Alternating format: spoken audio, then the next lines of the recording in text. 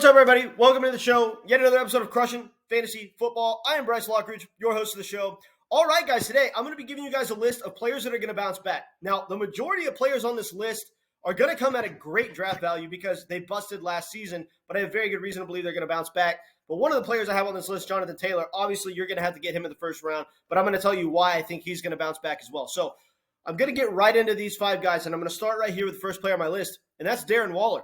We've got a 6'6", 260-pound monster who runs a sub 4.5. This dude is the ultimate athletic specimen at the tight end position. Last year, he did have a 19.4% air yard share in his offense, which was top 5 in the NFL. So the Vegas Raiders were planning to get him involved more so than what it kind of ended up like, So he was going to have a huge season in Las Vegas last season. But in the games that he did play, it didn't really work out, and then he ended up missing half the season with an injury. But we know how good this guy is. We can look back at his 2019 season and his 2020 season.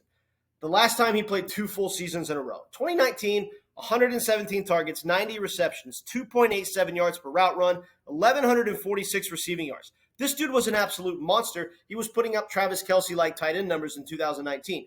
2020, he comes back and does it in back-to-back seasons. 145 targets, 24 targets within the red zone, which led all tight ends in the NFL, and 1,196 receiving yards on 562 yards after the catch.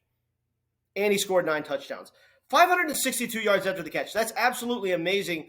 That was almost half the yards that he had as far as his total receiving yards. We know that this dude's an absolute monster as far as running in the open field with the ball in his hands because of his speed, because of his athletic ability and body size. This dude can run after the catch like George Kittle, and he and George Kittle are pretty much the best run after catch tight ends in the league. Travis Kelce obviously as well. But the point is, this dude can put up Travis Kelce-like tight end numbers. It's just that we haven't seen him play in a long time as far as putting up a full season because the last 2 seasons he's been injured like crazy. But he's coming over to the Giants who are starving for pass catchers. They brought him over for a reason, guys. It's not to block. It's to catch passes. This dude's going to be a massive target hog in this offense, and they have no actual wide receivers. So when you factor that in, this dude's going to be by far and away the main target hog in this offense. If he had upwards of a 27% team target share at the tight end position, I wouldn't be surprised. And that's a higher target share percentage than he had in his super dominant fantasy season. So the potential for Darren Waller this year in this offense is absolutely insane. He's going to bounce back massively. Next player on my list is going to be David Montgomery.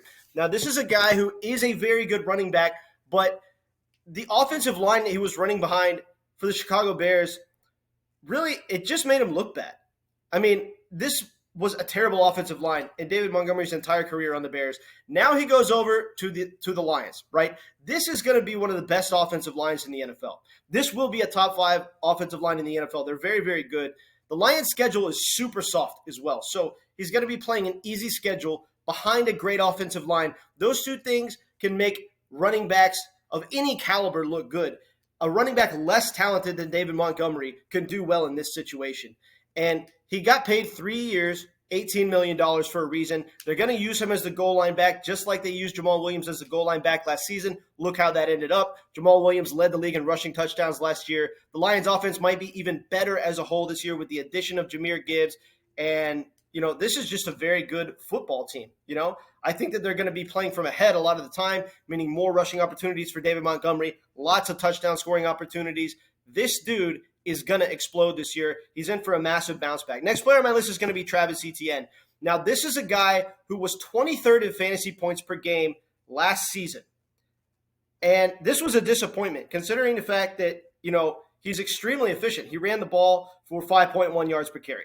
He had 5.7 yards per touch. This dude's efficiency is freakishly good. It's just that he was 13th in carries, 22nd in targets, and only had a 7.8% target share in the offense, which is absolutely crazy considering the fact that Travis Etienne is supposed to be one of the better pass-catching backs in this league. So for him to have a target share of less than 10% in his offense is incredibly low. It's very fluky. He wasn't even in the top 30 in overall team target share at the position. Look for that to go up massively this season. This is going to be one of the best offenses in the NFL. If they led the entire NFL in overall points scored, I wouldn't be surprised. Travis Etienne is an extremely efficient monster running back, running behind a solid offensive line on a very good football team that's going to score a lot of points this year. Look for him to bounce back massively as far as his target share out of the backfield. This is going to produce awesome numbers for Travis Etienne.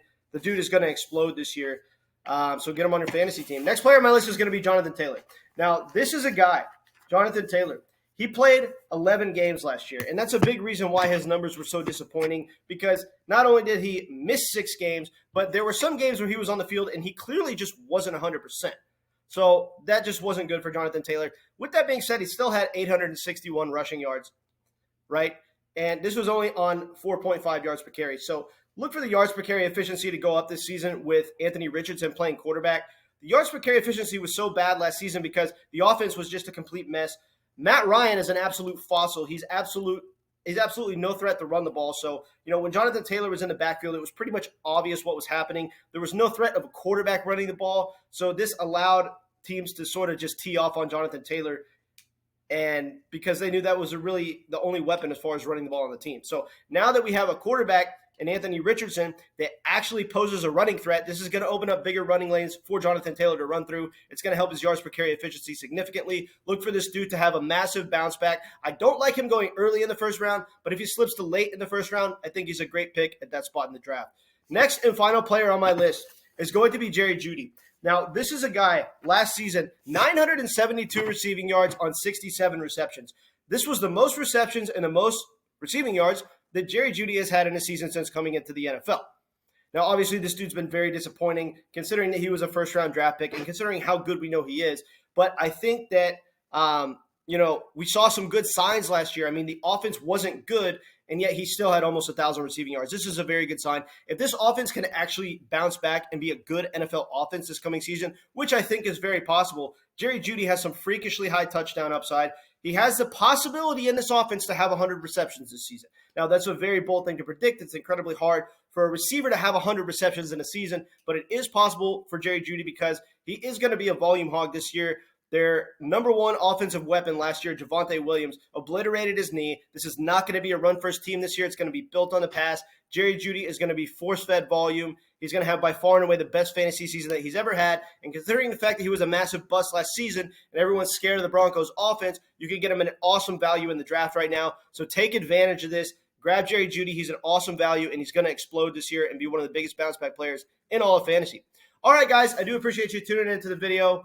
I hope this video helped. And, yeah, thanks for watching. I will see you later.